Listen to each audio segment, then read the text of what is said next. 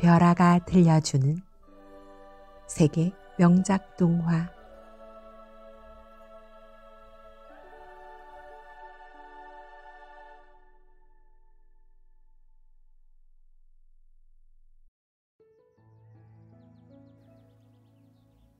집 없는 아이, 바보 이반, 당신이 하는 일은 언제나 옳아요. 모두 3편의 명작 동화를 준비했습니다. 세계 명작 동화는 특히 창의력과 상상력을 향상시키는 데 많은 도움이 되지요. 마법, 모험과 같은 판타지적 요소가 가득하기 때문에 어린이들뿐만 아니라 어른들의 호기심을 이끌어내기에도 아주 안성맞춤인 책입니다. 그럼 지금부터 동화 들려드리겠습니다.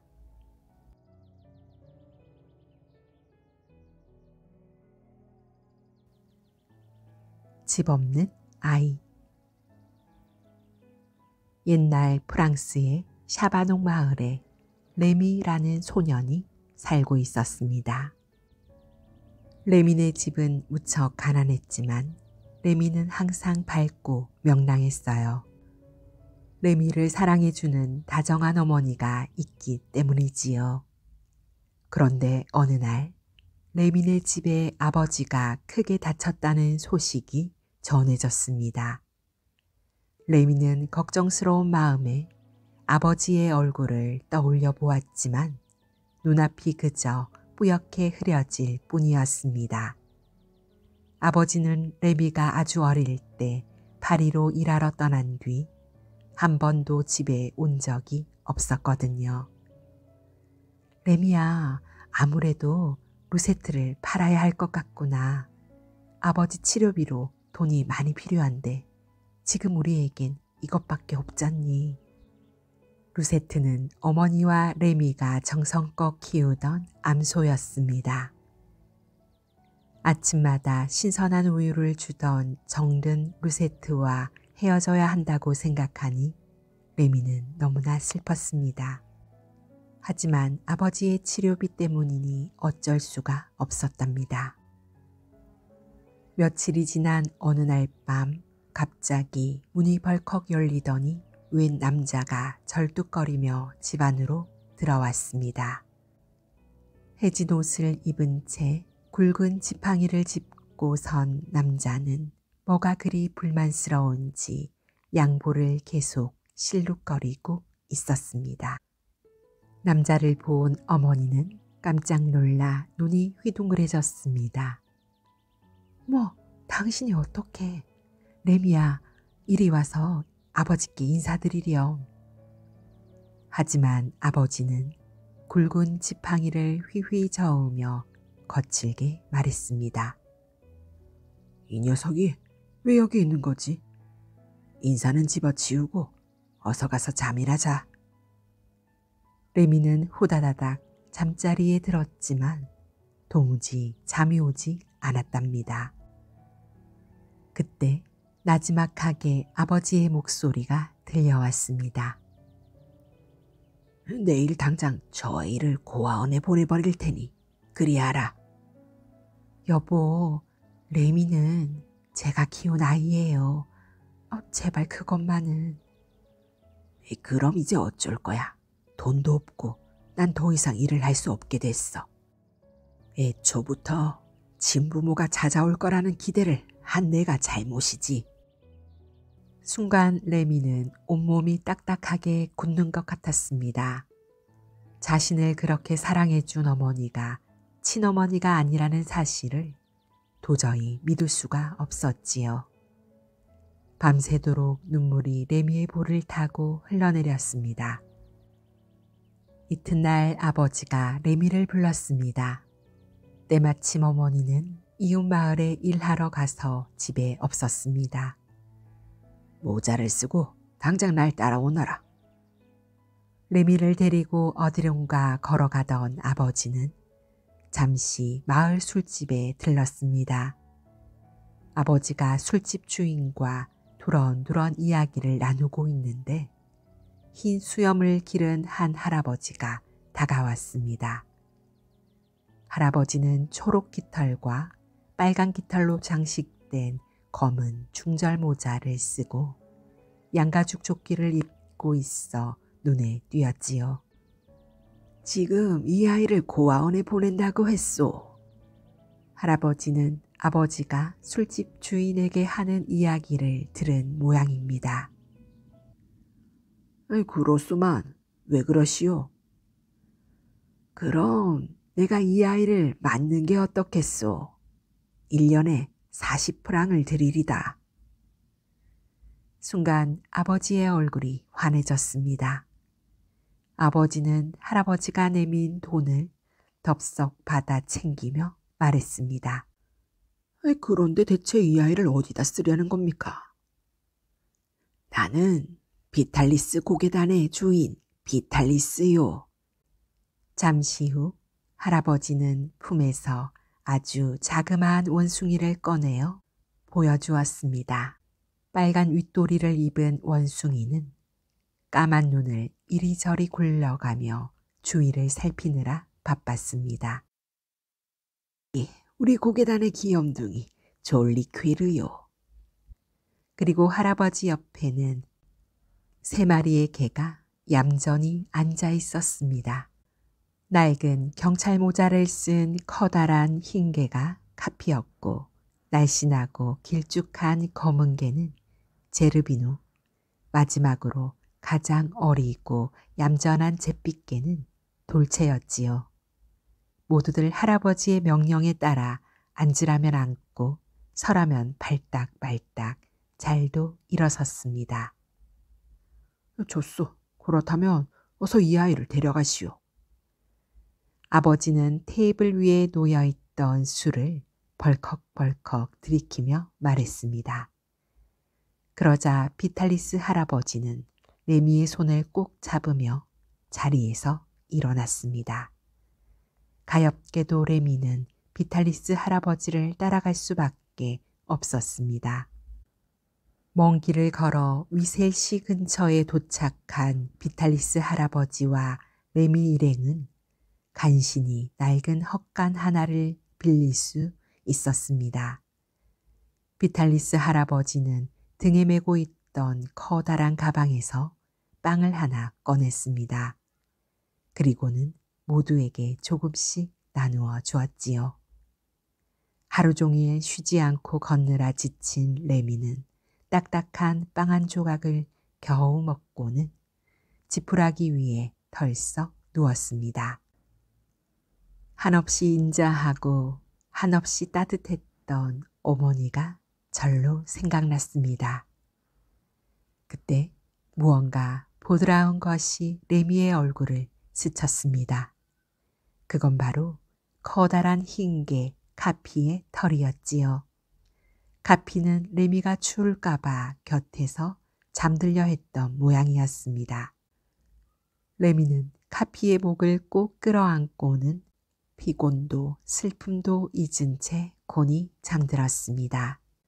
다음 날 위세시에 도착한 비탈리스 할아버지는 레미에게 옷과 신발 그리고 모자를 사주었습니다. 그리고는 긴 바지를 싹둑 잘라 레미에게 입히고 긴 양말을 신으라고 했습니다. 또 모자에 헝겊으로 만든 꽃도 달아주었답니다. 레미야, 네가 하게 될 연극은 졸리퀴르의 장군과 하인이란다.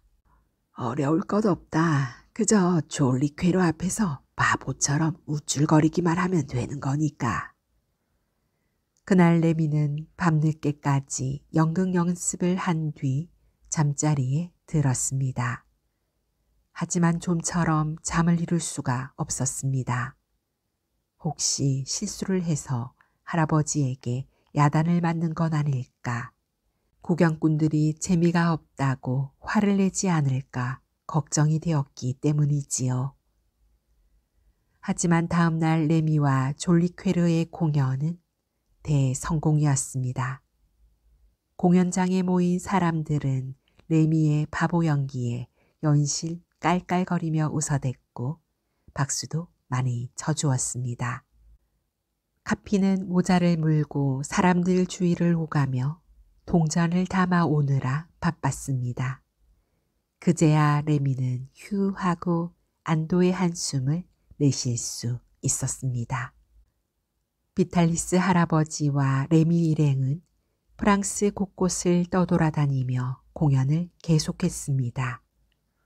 그러던 어느 날 비탈리스 할아버지가 그만 경찰서에 잡혀가고 말았습니다.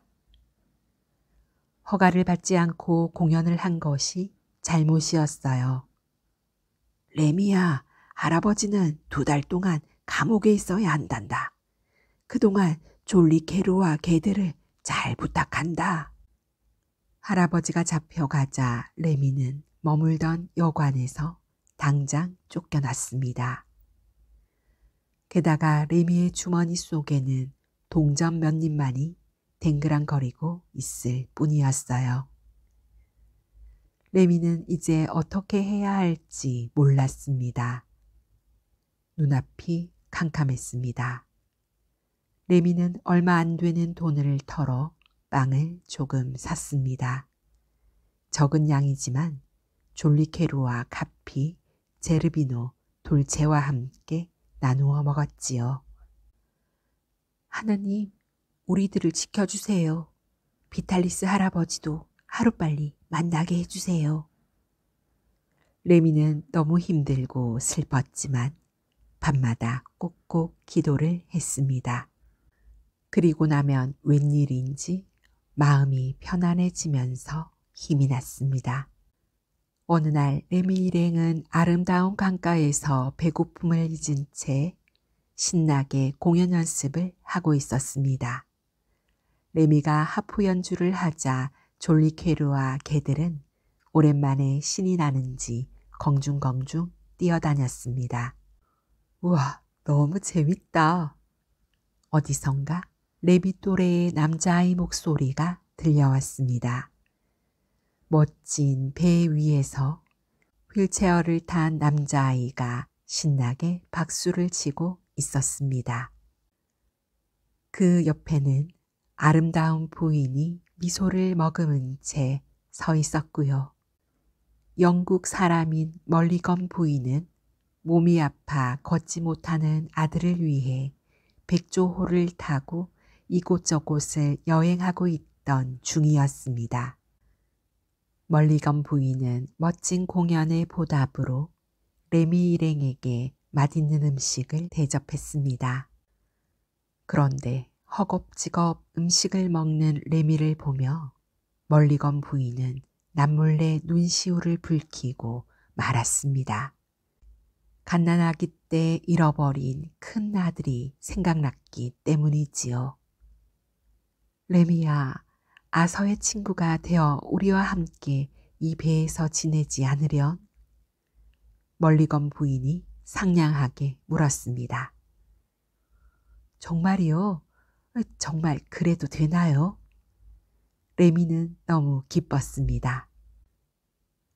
어느덧 2달이 흘러 비탈리스 할아버지가 감옥에서 나오는 날이 되었습니다. 그동안 정이 든 아서는 울며 불며 레미를 붙잡고 놓아주지 않았습니다. 레미야, 가지마. 나와 함께 여기서 살자. 나도 그러고 싶어. 하지만 지금은 가야 해. 레미는 아쉬움을 뒤로한 채 졸리케루와 개들을 데리고 비탈리스 할아버지를 만나러 갔습니다. 오랜만에 만난 비탈리스 할아버지는 그간 부쩍 늙어버린 것 같았습니다. 얼굴빛은 창백했고 콜록콜록 장기침을 자꾸만 내뱉었어요. 비탈리스 할아버지는 파리로 갈 계획이었습니다. 하지만 돈이 없었기 때문에 파리까지 걸어가야만 했습니다.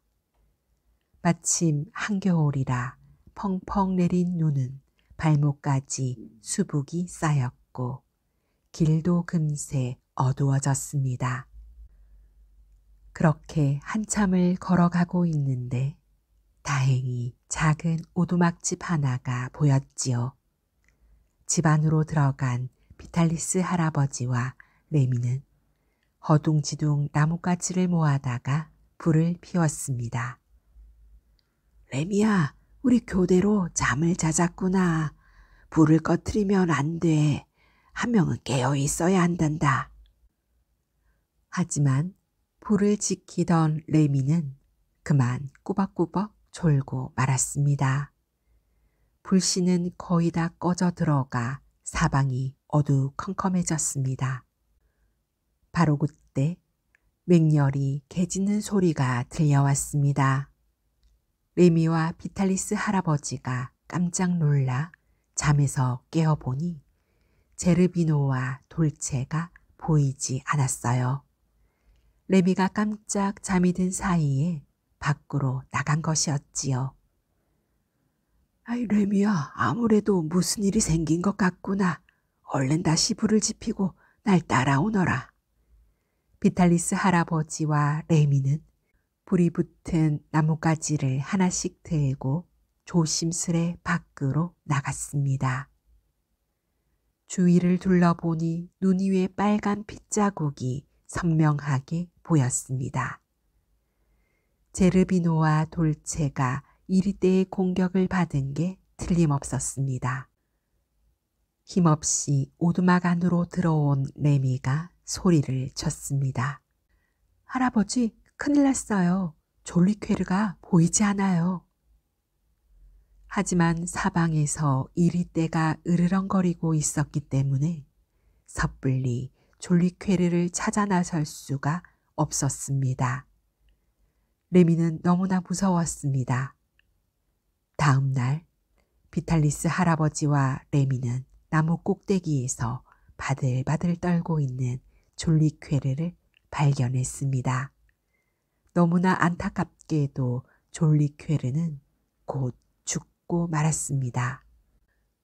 두 사람은 슬픔을 애써 삼키며 서둘러 파리로 향했습니다. 파리에 도착하자 비탈리스 할아버지는 가로폴리시를 찾아갔습니다. 레미를 그곳에 맡길 생각이었지요. 레미는 그곳에서 마티아라는 또래 아이를 만났습니다. 머리가 유난히 큰 마티아는 제대로 먹지 못해 팔과 다리가 막대기처럼 삐쩍 말라 있었습니다. 레미는 그런 마티아가 몹시 불쌍했습니다. 그런데 가로폴리 씨는 몹시 난폭한 사람이었습니다.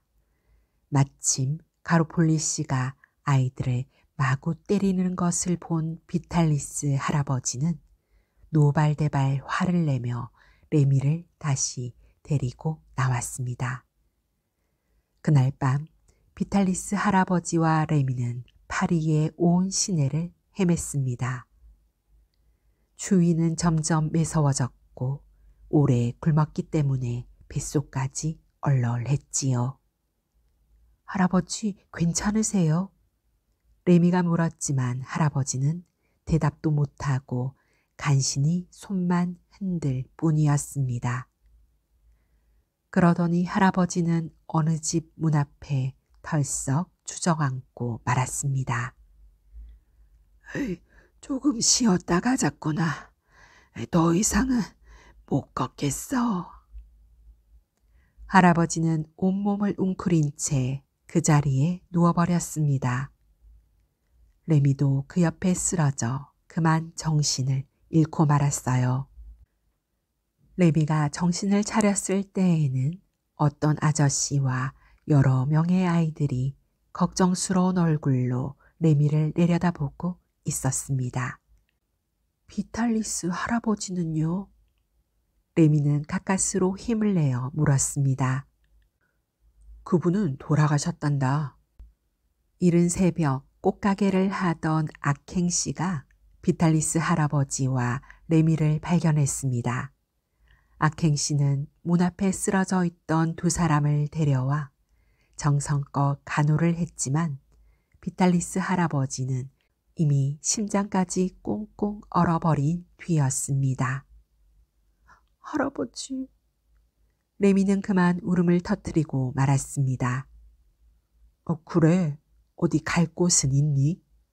악행 씨가 묻자 레미는 천천히 고개를 가로저었습니다. 그렇다면 우리와 함께 살지 않겠니? 아침 저녁으로 꽃가나무에 물 주는 일을 너한테 맡기고 싶구나. 레미는 할아버지가 돌아가신 것이 너무 슬펐습니다. 하지만 카피 씨와 함께 이렇게 좋은 사람들과 살게 되어 기운을 낼 수 있었습니다. 레미는 악행 씨의 꽃가게 일을 도와가며 행복하게 하루하루를 보냈습니다. 새로 생긴 가족들 모두 레미에게 잘해주었고 특히 벙어리인 막내 리즈는 레미를 아주 잘 따랐습니다.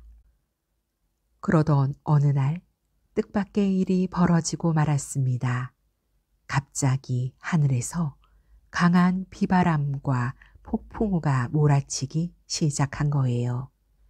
후두둑 달걀만한 우박까지 쏟아져 내려 유리온실이 부서지고 싱싱하고 아름답게 피어나던 꽃들은 엉망진창이 되었습니다. 악행 씨는 축제를 앞두고 남의 돈을 빌려 온실을 짓고 꽃도 가득 심어둔 탓에 완전히 망하고 말았습니다. 결국 악행 씨는 빚쟁이들에게 잡혀 감옥에 가야 했고 악행 씨네 아이들은 친척 집으로 뿔뿔이 흩어져야만 했습니다. 다시 혼자가 된 레미는 터덜터덜 길을 나섰습니다. 그런데 한 남자아이가 벽에 기대어 서 있는 게 보였어요. 그 아이는 바로 가로폴리 씨 집에서 보았던 마티아였지요. 마티아, 잘 있었니? 오, 이게 누구야? 레미구나. 마티아는 한동안 서커스단에서 일을 하다가 나왔다고 했습니다. 일이 너무 고되고 도저히 견딜 수가 없었기 때문이었어요. 그렇다면 우리 함께 공연을 해보지 않을래? 다음 날부터 레미와 마티아는 악기를 연주하며 돈을 벌었습니다. 결혼식 축하연에 가서 춤곡을 연주하기도 하고 장터로 나가 흥을 돋구기도 했지요. 어느새 짤랑짤랑 동전들이 수북하게 쌓였습니다. 레미는 마티아에게 그동안 있었던 일을 이야기했습니다. 그리고 샤바농의 어머니에게 암소를 사드리고 싶다고 했답니다. 그러자 마음씨 착한 마티아는 자기 일처럼 기뻐하며 건강하고 튼튼한 암소를 함께 골라주었습니다. 레미와 마티아는 새로 산 암소를 끌고 샤바농으로 갔습니다. 레미는 집에 도착하자마자 암소를 외양간에 잘 메어두고 살금살금 집 안으로 들어갔습니다. 어머나 레미야! 어머니는 레미를 꼭 껴안으며 울음을 터뜨렸습니다. 어머니, 제 친구 마티아와 카피예요. 레미는 어머니에게 카피와 마티아를 인사시킨 후 외양간으로 가서 암소를 보여주었습니다. 버려진 저를 이렇게 키워주셔서 정말 고맙습니다. 이건 저와 마티아가 번 돈으로 사온 어머니의 소예요. 어머니는 레미가 대견하고 고마워 레미를 꼭 안아주었답니다. 한편 아버지는 파리로 떠나고 집에 없었어요. 누군가 버려진 레미를 찾고 있다는 소식을 들었거든요. 당장 파리로 떠나렴. 너의 부모님이 널 많이 보고 싶어 하실 거야. 어머니의 말을 들은 레미와 마티아는 다음 날 파리로 떠났습니다. 파리에 도착해 보니 아버지는 이미 일주일 전에 술병이 나서 죽은 뒤였습니다. 하지만 영국 런던에 있던 한 변호사 사무실에서 레미를 찾고 있다는 것을 알게 되었어요. 레미와 마티아는 서둘러 런던으로 가는 배를 탔습니다. 마침내 런던에 도착한 레미와 마티아는 변호사 사무실을 찾아갔습니다. 딱딱한 표정의 한 사내가 레미에게 이것저것을 물어보았습니다. 머리 꼭대기부터 발끝까지 레미를 샅샅이 훑어보기도 했답니다. 지금부터 너의 성은 드리스콜이다. 알겠니? 잠시 후 레미와 마티아는 쭈글쭈글하게 늙은 마부가 모는 마차를 타고 낡고 어두침침한 어느 집 앞에 도착했습니다. 이곳이 바로 내 가족들이 살고 있는 집이구나. 레미는 콩닥콩닥 가슴이 뛰었습니다. 하지만 가족 중 누구 하나 레미를 반기는 사람이 없었습니다. 아버지라는 사람은 무뚝뚝한 얼굴로 레미를 맞이했습니다. 그 후부터 며칠 뒤 한 신사가 찾아왔습니다. 그는 아버지와 수군수군 이야기를 나누더니 레미에게 다가왔습니다. 그래, 건강은 좀 어떠니? 네, 아주 좋아요. 그러자 신사는 레미가 건강한 것이 매우 못마땅하다는 듯 신경질적인 표정을 지었습니다. 그날 밤 마티아는 레미에게 아주 놀라운 소식을 전해주었습니다. 낮에 찾아왔던 그 신사를 몰래 쫓아가 듣게 된 이야기라고 했습니다. 아까 그 신사가 바로 아서의 숙부인 제임스 멀리건 씨야. 그는 병에 걸려 죽어가는 형의 재산을 가로채려고 그리스콜 씨를 시켜 형의 갓난아기를 유괴했지. 그런데 그 갓난아이가 누구인지 아니? 바로 너라고, 레미. 레미는 마티아의 이야기를 도저히 믿을 수가 없었습니다. 그렇게 친절하고 상냥했던 멀리건 부인이 바로 친어머니라니. 그리고 다정했던 아서가 바로 동생이라니. 레미와 마티아는 간신히 그 집을 탈출한 뒤 프랑스로 가는 배를 탔습니다. 혹시라도 빨리 멀리건 부인과 아서를 만나보고 싶었습니다. 사람들에게 묻고 물어 마침내 백조호를 찾았지만 멀리건 부인과 아서는 스위스 제네바에 있는 한 별장으로 떠난 뒤였습니다. 레미와 아서는 다시 힘을 내어 스위스로 출발했습니다.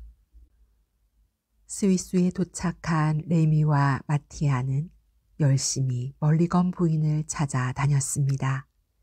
그러던 어느 날 등 뒤에서 누군가 레미의 이름을 불렀습니다. 레미가 깜짝 놀라 돌아보니 글쎄 리즈가 서 있는 게 아니겠어요. 친척집에 맡겨졌던 리즈는 친척 아저씨가 사고로 죽은 뒤 마침 그곳을 지나가던 멀리건 부인이 맡아 데리고 있었답니다. 게다가 이제는 말도 할 수 있게 되었답니다. 레미는 너무나 기뻤습니다. 레미가 멀리건 부인을 찾고 있다고 하자 리즈는 활짝 웃으며 레미를 멀리건 부인과 아서에게 데려갔습니다. 레미는 아서에게 달려가 아서의 손을 꼭 잡았습니다. 멀리건 부인은 하염없이 눈물을 흘렸습니다. 그리고 놀랍게도 샤바농의 어머니가 레미를 주었을 때 레미가 입고 있던 옷을 가지고 그곳에 와 있었습니다. 바로 그때 제이슨 멀리건 씨가 능글능글하게 웃으며 나타났습니다. 아니, 이 아이는 13년 만에 다시 보게 된 조카가 반갑지 않으신가요? 저는 처음 보는 아이예요, 형수님. 그렇다면 여기 런던 경찰서에서 보내온 서류를 좀 보시겠어요? 드리스콜 씨가 자기 죄를 모두 자백했다고 하네요. 그러자 당황한 제임스 멀리건 씨는 슬그머니 뒷걸음을 치더니 재빨리 달아났습니다. 멀리건 부인이 레미를 꼭 안으며 말했습니다. 레미야, 널 처음 만났을 때부터 남이라고는 생각이 안 들더구나. 그래서 혹시나 하는 마음에 이것저것 조사를 해봤단다. 이제부터 우리 헤어지지 말고 언제나 함께 행복하게 살자꾸나. 하나님 정말 감사합니다. 레미는 멀리건 부인의 품에 안겨 기쁨의 눈물을 흘렸습니다. 그 모습을 지켜보던 사람들도 함께 기뻐하며 박수를 쳤답니다.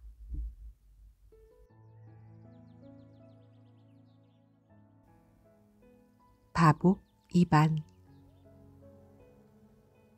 옛날 어느 나라에 세 아들과 딸 하나를 둔 부자가 살고 있었습니다. 큰아들 시몬은 군인이 되어 전쟁터에 나갔고 둘째 아들 타라스는 장사를 하러 떠났습니다. 그래서 집에는 셋째 아들 이반과 벙어리 막내딸 말라냐만 남아 부모님을 모시고 살았습니다. 이반은 아침부터 밤늦도록 열심히 일만 하는 부지런한 농사꾼이었어요. 게다가 너무나도 착하고 욕심이 없어 사람들은 모두 그를 바보 이반이라고 불렀답니다. 전쟁에서 큰 공을 세운 시몬은 높은 벼슬과 많은 땅을 얻어 귀족의 딸과 결혼을 했습니다. 하지만 얼마 못 가 시몬 부부는 빚에 쪼들리게 되었어요. 아내가 돈을 물쓰듯 펑펑 썼기 때문입니다. 견디다 못한 시몬은 아버지에게 달려갔습니다. 저는 장남이니 아버지가 갖고 계신 땅의 3분의 1을 주십시오. 아버지는 몹시 난처했습니다. 지금의 재산은 열심히 땅을 일구어 온 이반의 것이라고 생각했거든요. 하지만 이반은 망설임 없이 말했습니다. 전 괜찮으니 형님 마음대로 하세요. 얼마 후 이 소식을 들은 타라스도 집으로 달려왔습니다. 타라스는 돈을 많이 벌어 장사꾼의 딸과 결혼했지요. 하지만 타라스는 뭔가 불만에 가득 찬 얼굴이었습니다. 이반, 내게도 곡식의 절반을 다오. 그리고 저 잿빛 수말도 탐나는구나. 형님, 마음껏 가져가세요. 저는 늙은 암말 한 마리면 농사 짓는데 아무 문제가 없습니다. 한편 이반 삼형제의 모습을 몰래 지켜보던 큰 악마가 몹시 화가 났습니다. 다툼 한 번 없이 의좋게 재산을 나누어 갔다니 그건 싸움과 미움을 좋아하는 악마로서는 절대 참을 수 없는 일이었거든요. 큰 악마는 부인인 작은 악마 셋을 불러들였습니다. 자, 지금부터 너희들 셋이 저 녀석들 사이를 갈라놓아라. 할 수 있겠느냐? 할 수 있다 마다요. 별로 어렵지 않는 일인걸요.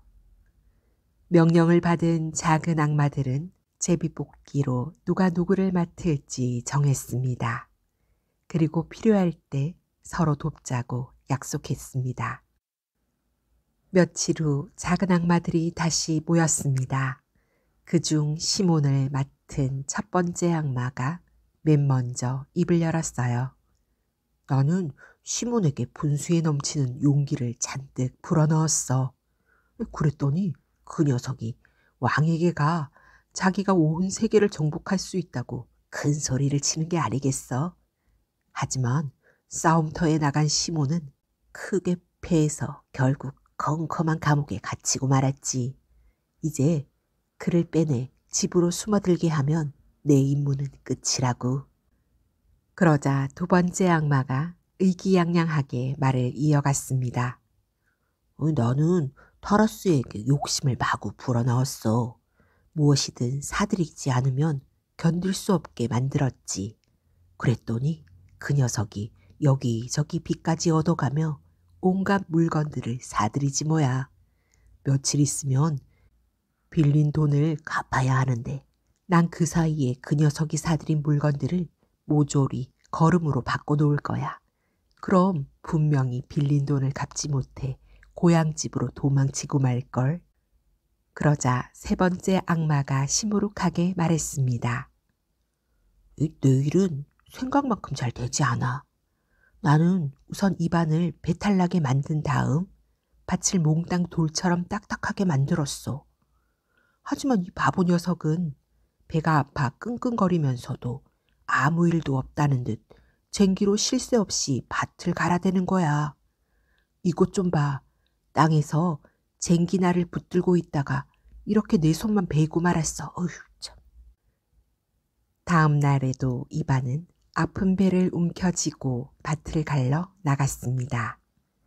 이반이 막 일을 하려는데 쟁기날 끝에 무언가 걸린 듯 했습니다.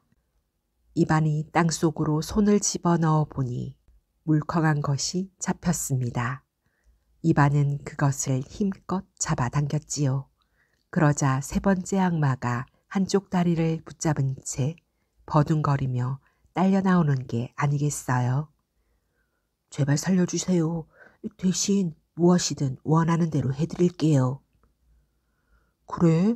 그럼 내 아픈 배를 한번 낫게 해보렴.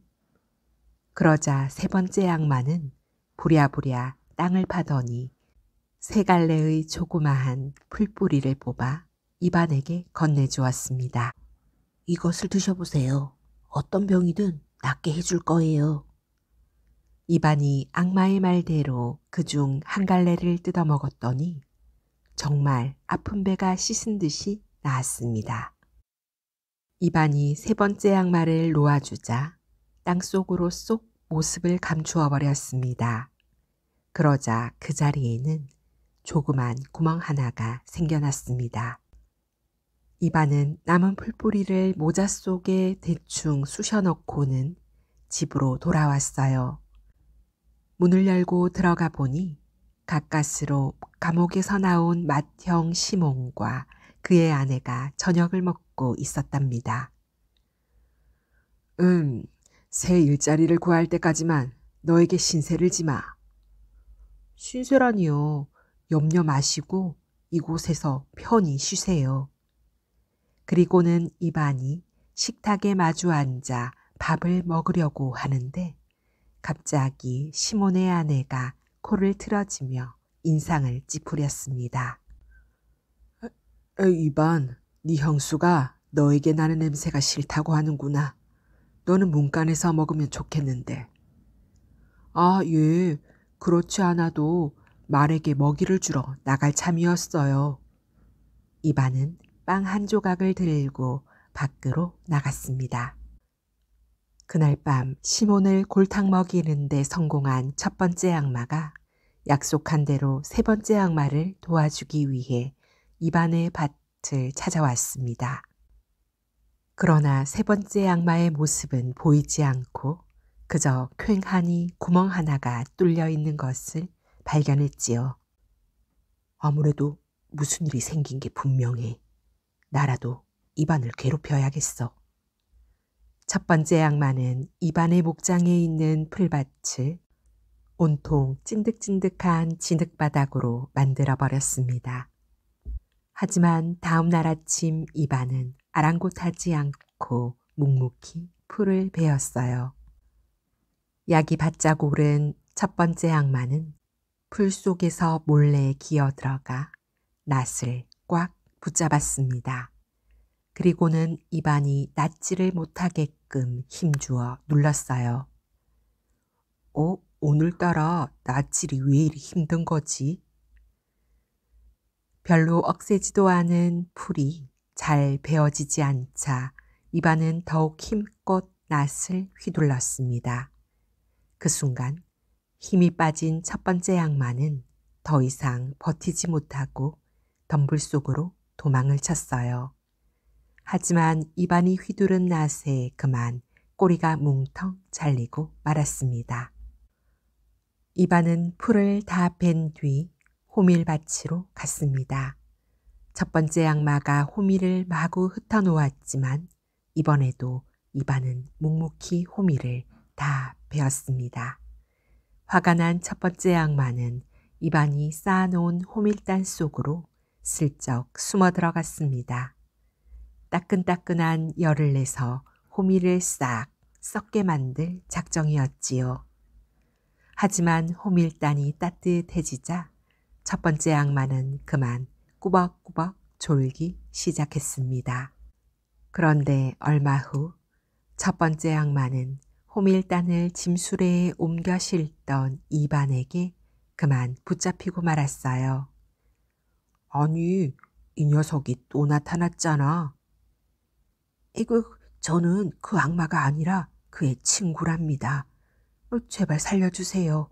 그러면 지프로 군사를 만드는 방법을 알려드릴게요. 그러더니 첫 번째 악마는 이반에게 호밀지프로 군사를 만드는 주문을 알려주었습니다. 호밀지프의 수만큼 군사가 되어라. 이반이 주문을 따라하자 신기하게도 호밀지프이 수많은 병사들로 변했습니다. 군사들은 북을 치고 나팔을 불며 즐겁게 노래를 했습니다. 이반은 첫 번째 악마를 놓아주었습니다. 그러자 첫 번째 악마는 땅속으로 금방 모습을 감추어 버렸어요. 그리고 그 자리에는 구멍 하나만 딸랑 남았지요. 이반이 일을 마치고 집으로 돌아오니 빌린 돈을 갚지 못해 도망쳐온 둘째 형 타라스가 그의 아내와 함께 저녁을 먹고 있었습니다. 이반, 내가 다시 장사를 시작할 때까지 여기에서 지내야겠어. 그렇게 하세요. 아무 걱정 마시고 편히 지내세요. 그런데 이반이 식탁에 앉아 밥을 먹으려고 하자 타라스의 아내가 코를 감싸지며 짜증을 냈습니다. 이반, 네 땀 냄새가 너무 지독하구나. 저쪽 문간에 가서 나눠 먹지 않겠니? 아, 예. 그렇지 않아도 말에게 먹이를 주러 나갈 참이었어요. 이반은 빵 한 조각을 들고 밖으로 나갔습니다.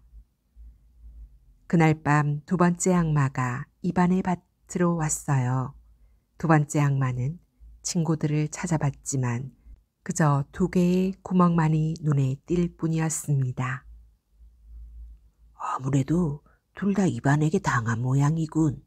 내가 원수를 갚고야 말겠어. 다음 날 이반은 숲에서 나무 베기에 한창이었습니다.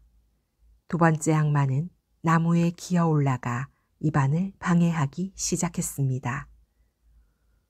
오늘따라 왜 이렇게 힘들지? 지칠 대로 지친 이반은 잠시 주저앉아 땀을 식혔습니다.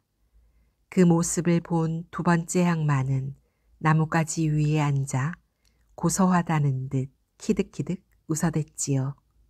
그런데 바로 그때 이반이 갑자기 일어서더니 도끼로 나무 밑둥을 냅다 후려치는 게 아니겠어요.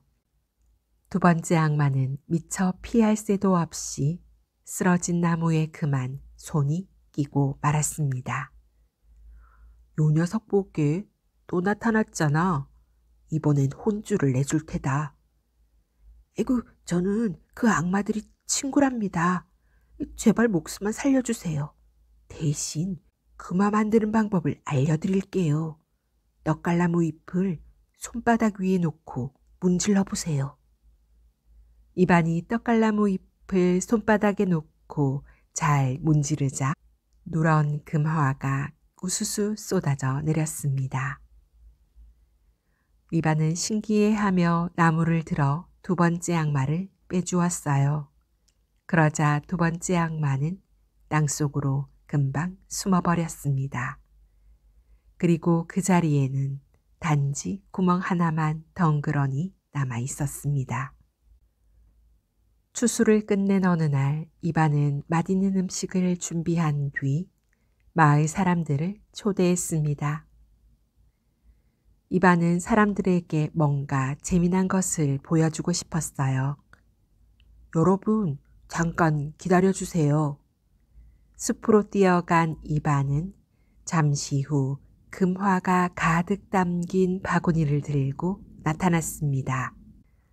그러자 마을 사람들이 소란을 피우며 이반 주위로 몰려들었어요. 이반은 즐거워하며 사람들에게 금화를 골고루 나누어 주었습니다. 이반은 또다시 무슨 좋은 생각이 났는지 헐레벌떡 헛간으로 달려갔어요. 그리고는 호밀지프로 군사를 만들어 흥겨운 음악을 연주하게 했습니다. 마을 사람들은 너무나 놀랐답니다. 다음 날 이 소식을 들은 시몬이 이반에게 말했습니다. 도대체 어디서 그런 군사를 데리고 왔느냐? 군사만 있다면 한 나라의 왕도 될 수 있을 텐데. 형님이 원하신다면 군사를 만들어 드릴게요. 이반은 여러 단의 호밀지프로 수없이 많은 군사들을 만들어냈습니다. 시몬은 크게 기뻐하며 들판을 가득 메운 군사들을 데리고 전쟁터로 떠났습니다. 시몬이 떠나자 이번에는 타라스가 이반에게 말했습니다. 어디서 그렇게 많은 금화를 얻었지? 금화가 있다면 큰 부자가 될 수 있을 텐데. 형님이 원하시면 금화를 만들어 드리지요. 이반은 숲으로 가 떡갈나무 잎을 비벼 금화를 잔뜩 만들었어요. 신이 난 타라스는 수레에 금화를 몽땅 싣고는 다시금 장사를 하기 위해 길을 떠났습니다. 시몬은 이반이 만들어준 군사들을 데리고 이웃 나라들을 하나씩 정복해 갔습니다. 타라스도 이반이 만들어준 금화를 미천 삼아 장사를 해서 큰 돈을 벌었어요. 어느 날 타라스를 만난 시몬이 투덜거리며 말했습니다. 나는 군사는 충분하지만 그들을 먹여 살릴 만한 돈이 없어 걱정이야. 형님, 저는 돈은 많지만 그걸 지켜줄 군사가 없어 아주 골치 아픕니다. 시몬과 타라스는 이반을 찾아가기로 했답니다. 이반에게 군사와 금화를 더 만들어 달라고 할 작정이었지요. 하지만 이반은 고개를 절레절레 흔들며 말했습니다. 시몬 형님, 저는 군사가 음악만 연주하는 줄 알았어요. 하지만 형님의 군사가 사람을 죽였어요. 그리고 타라스 형님, 저는 금화가 장난감인 줄만 알았는데 형님의 금화 새잎이 아이들의 암소를 빼앗아갔어요. 그래서 저는 더 이상 군사도 금화도 만들지 않을 거예요. 결국 시몬과 타라스는 빈손으로 돌아가야 했답니다. 두 사람은 한참을 고심한 끝에 군사와 금화를 서로 나누어 가지기로 했습니다. 그리고는 두 사람 모두 왕이 되었답니다. 이반은 여전히 열심히 농사일을 하며 살았습니다. 그러던 어느 날 이반이 키우던 개가 병에 걸렸습니다. 가여운 마음에 이반은 자신의 모자 속에 빵을 담아 개에게 주었습니다. 그런데 죽어가던 개가 갑자기 멍멍 짖으며 팔짝팔짝 뛰어다니는 게 아니겠어요. 아, 전에 무슨 병이든 낫게 해준다는 풀뿌리를 모자 속에 넣어두었지. 아마 개가 그걸 한 갈래 먹었나 보군. 그 무렵 그 나라 공주가 몹쓸 병에 걸렸습니다. 왕은 공주의 병을 고치는 사람을 사위로 삼겠다고 했지요. 이 소식을 들은 이반은 한 갈래 남은 풀뿌리를 가지고 궁궐로 갈 채비를 했습니다. 그런데 난데없이 손이 굽은 여인이 나타나 손을 고쳐달라고 애원했습니다. 여인이 불쌍해진 이반은 순순히 남은 풀뿌리를 건네주었어요. 이반에게는 더 이상 남은 풀뿌리가 없었습니다. 하지만 이반은 병에 걸린 공주가 너무나 가여웠지요. 그래서 서둘러 궁궐로 달려갔습니다. 그런데 이상하게도 이반이 궁궐에 도착하자 공주의 병이 말끔히 나았습니다. 왕은 크게 기뻐하며 약속한 대로 이반을 사위로 맞아들였어요. 그리고 얼마 뒤 이반은 왕의 뒤를 이어 왕이 되었답니다. 이렇게 해서 세 형제는 모두 왕이 되었습니다. 맏형 시몬은 군사들을 앞세워 무엇이든 필요한 것을 힘으로 빼앗았어요. 그래서 백성들은 두려움에 떨었지요. 둘째 타라스는 금고 속에 돈이 가득한데도 백성들로부터 세금을 잔뜩 거두어 들였습니다. 하지만 마음씨 착한 이반은 왕이 된 후에도 욕심을 부릴 줄 몰랐습니다. 오히려 화려한 왕의 옷을 벗어 던지고 낡은 작업복을 입은 채 일을 하기 시작했어요. 왕비도 이반처럼 낡은 옷으로 갈아입고는 농사일을 조금씩 배워나갔습니다. 그러자 이반 나라의 똑똑한 백성들은 이반을 바보라고 무시하면서 하나둘 나라를 떠났습니다. 그러다 보니 이반의 나라에는 이반처럼 욕심 없는 사람들로만 남아 평화롭게 농사를 지으며 살아가게 되었지요. 한편 큰 악마는 작은 악마들을 손꼽아 기다리고 있었답니다. 하지만 몇 주일이 지나고 몇 달이 지나가도 작은 악마들이 돌아오지 않는 거예요. 아무래도 실패한 모양이군. 큰 악마는 상황도 살펴볼 겸 직접 길을 나서기로 했답니다. 하지만 여기저기 돌아다녀 보아도 찾아낸 것이라고는 땅에 남아있는 3개의 구멍뿐이었어요. 게다가 이반 삼형제가 모두 왕이 되었다는 소식에 기가 차고 말았지요. 내가 직접 나서야겠어.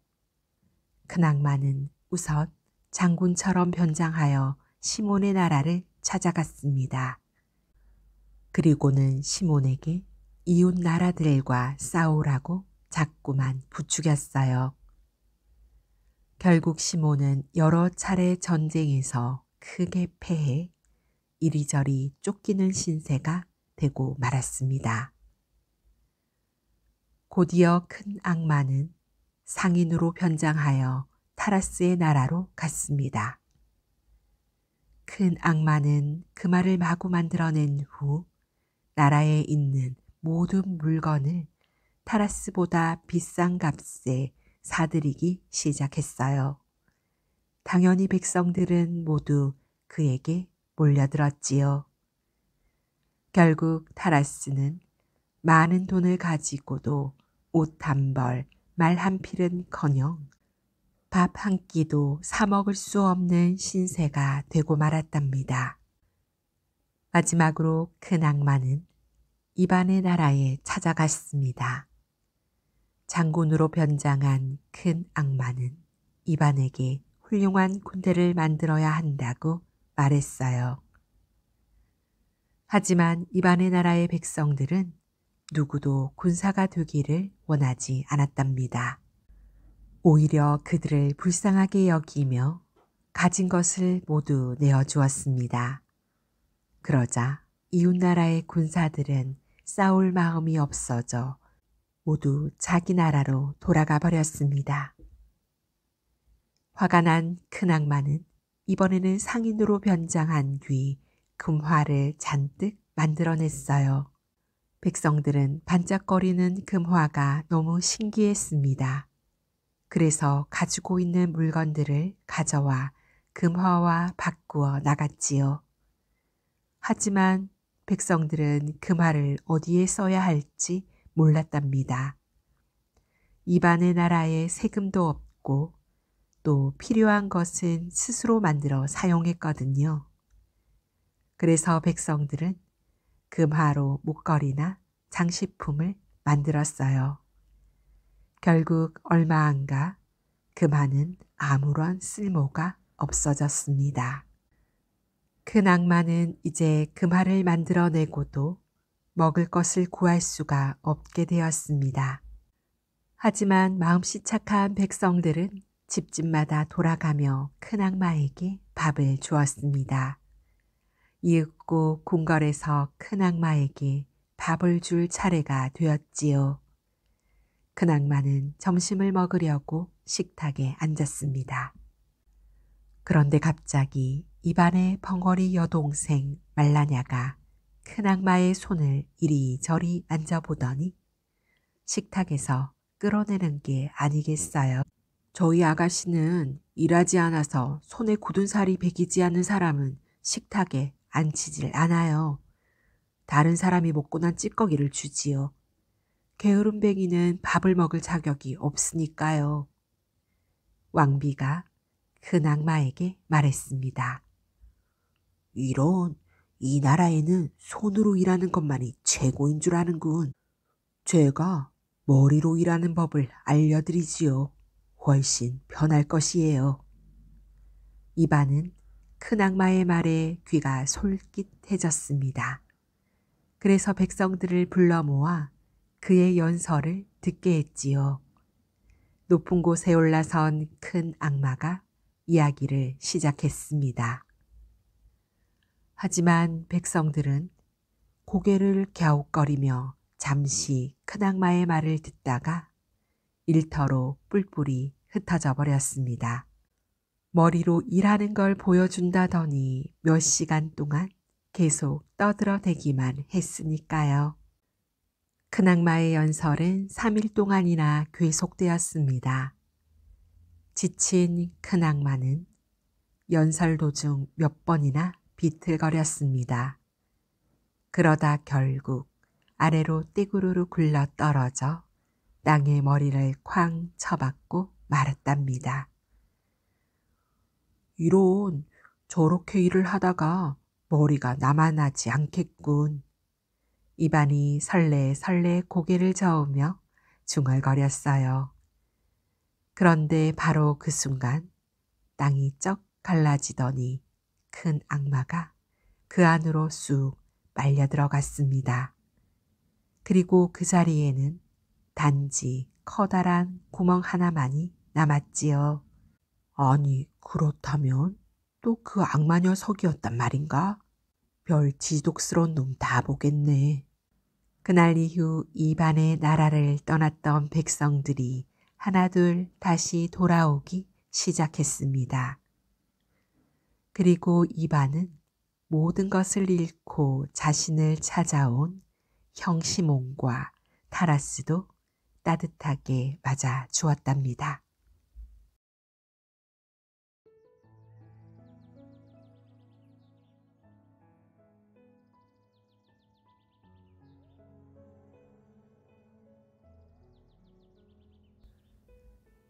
당신이 하는 일은 언제나 옳아요. 시골 마을에 허름한 초가집 한 채가 있었습니다. 지붕 위에는 이끼와 풀이 제멋대로 자라고 있고 황새 둥지도 하나 있었습니다. 바로 아기를 데려다 주는 황새말이에요. 기웃동한 벽에는 딱 하나뿐인 여닫이 창문이 나직하니 나 있었습니다. 그리고 빵을 굽는 작은 뱃불뚝이 화덕도 툭 튀어나와 있었습니다. 그런 시골 초가집에 농부와 아내가 살고 있었습니다. 농부와 아내는 가진 것이 별로 없었답니다. 그런데 두 사람에게는 있으나 마나한 게 하나 있었습니다.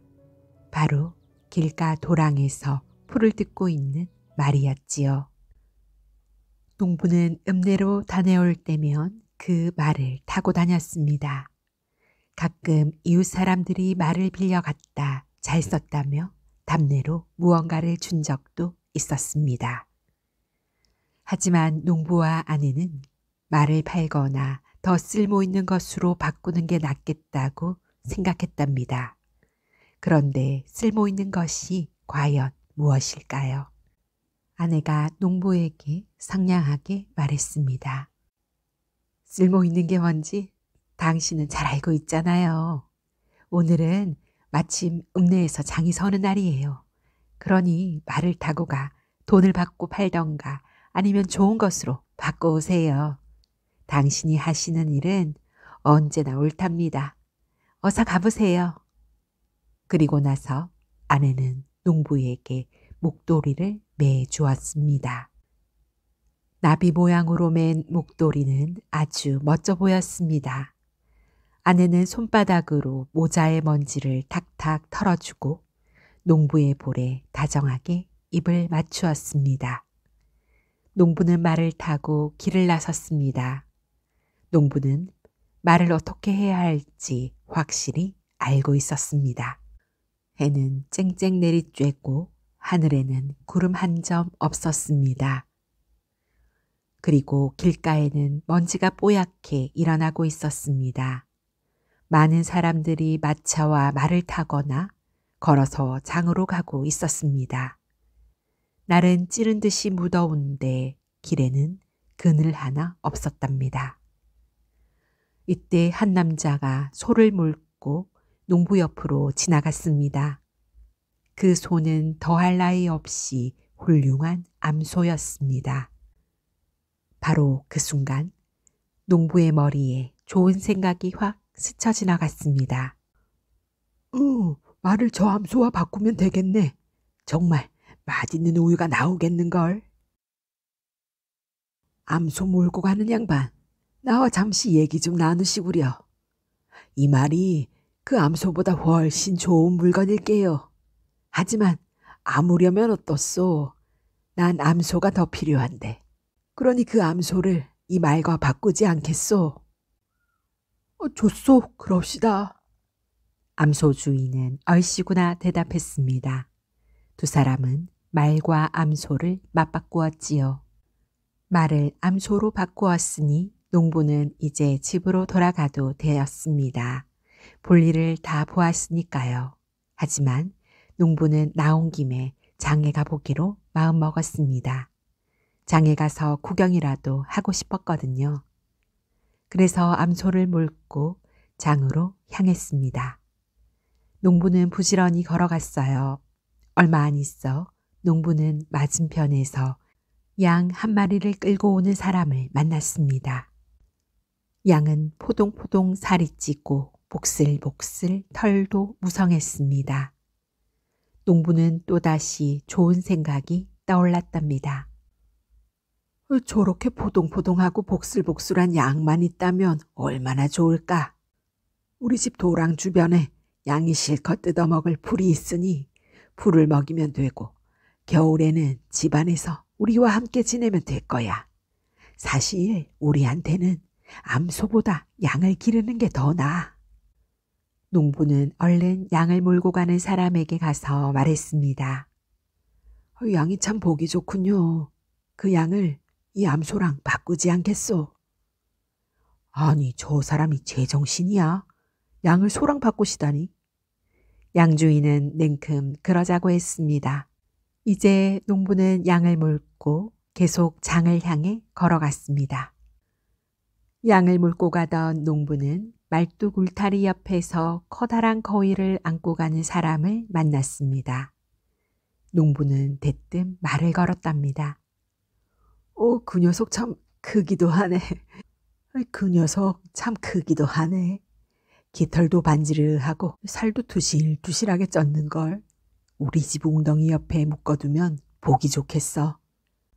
아내가 늘 입버릇처럼 거위 한 마리만 있었으면 했는데 이제야 거위를 가져갈 수 있겠군. 자, 이 양을 줄 터이니 나에게 그 거위를 주지 않겠소? 그럼 정말 고맙겠소. 정말이요? 저야 물론 좋지요.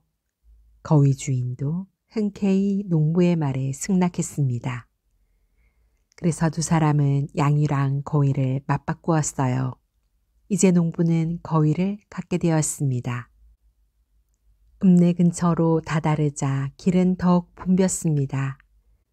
가축을 데리고 나온 사람들로 엄청 복잡했지요. 길을 가다 농부는 감자밭으로 들어가게 되었습니다. 그 감자밭은 통행로를 걷는 사람의 밭이었지요. 그곳에는 나무에 묶어놓은 암탉 한 마리가 종전고리고 있었습니다.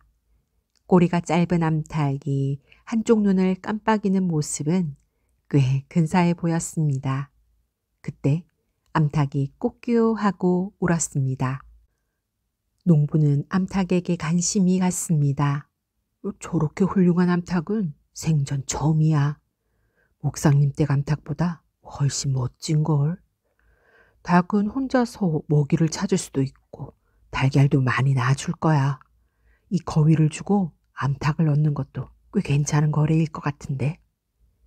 농부는 통행로를 걷는 사람에게 물었습니다. 저 암탉을 이 거위랑 바꾸지 않겠소? 예? 바꾸자고요? 그리 나쁜 생각은 아니군요. 두 사람은 거위랑 암탉을 맞바꾸었습니다. 이제 통행로 걷는 사람은 거위를 갖고 농부는 암탉을 갖게 되었지요. 이렇게 농부는 읍내에 닿을 때까지 꽤 많은 일들을 해냈답니다. 여러 번 거래를 한 탓에 농부는 몹시 고단했답니다.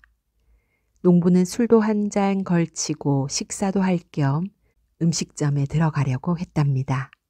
이때 밖으로 나오는 하인과 문 밖에서 딱 마주쳤습니다. 하인은 무언가 잔뜩 든 자루를 옮기고 있었습니다. 그 자루 안에 든 것이 뭔가? 농부가 묻자 하인이 퉁명스럽게 대답했습니다.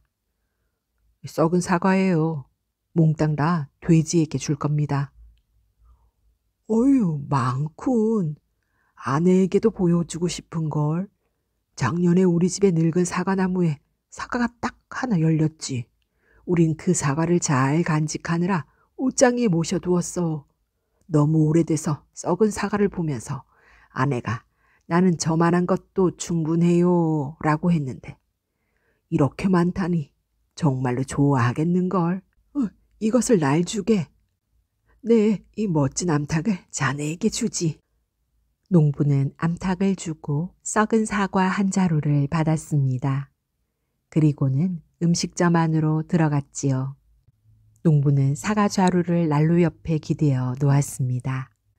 난로불이 피워져 있는 것도 모른 채 말입니다. 음식점 안에는 손님들이 많았답니다. 여러 장사꾼 틈에서 신사 2명이 앉아 있었는데 그들은 주머니에 금화가 넘쳐날 정도로 매우 부자였습니다.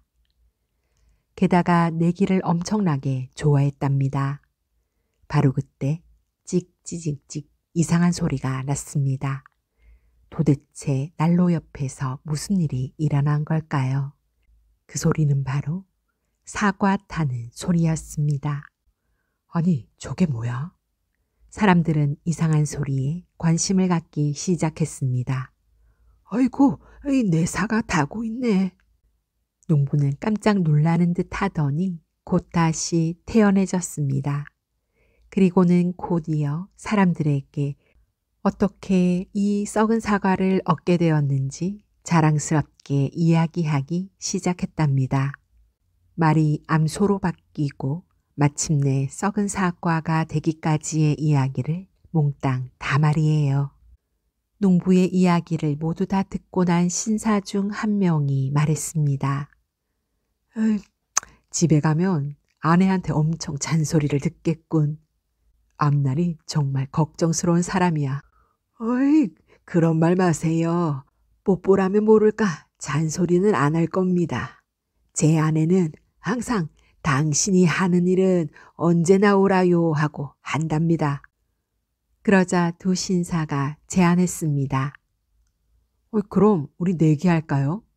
우리는 각각 금화 한 자루씩을 걸겠소. 어이, 그나저나 난 썩은 사과 한 자루밖에 없으니 나랑 내 아내를 얹어주리다. 그러면 내가 더 많이 건 셈이지요. 좋아요, 좋아. 두 신사는 맞장구를 쳤습니다. 그리고 음식점 주인이 증인이 되기로 했답니다. 음식점 주인과 두 신사와 농부는 마차에 올라탔습니다. 물론 썩은 사과 한 자루도 실었답니다. 다들 함께 농부의 초가집으로 향했습니다. 여보, 나왔어. 농부가 나오자 아내가 반갑게 달려나왔어요. 아이고, 잘 다녀오셨어요. 내가 말을 바꿔왔지. 예, 그런 일은 당신이 아주 잘하시지요. 아내는 이렇게 말하며 농부를 꼭 껴안았어요. 사과 자루도 손님도 아랑곳하지 않고 말이에요. 말을 암소랑 바꿨소. 그러자 아내가 기뻐하며 말했습니다.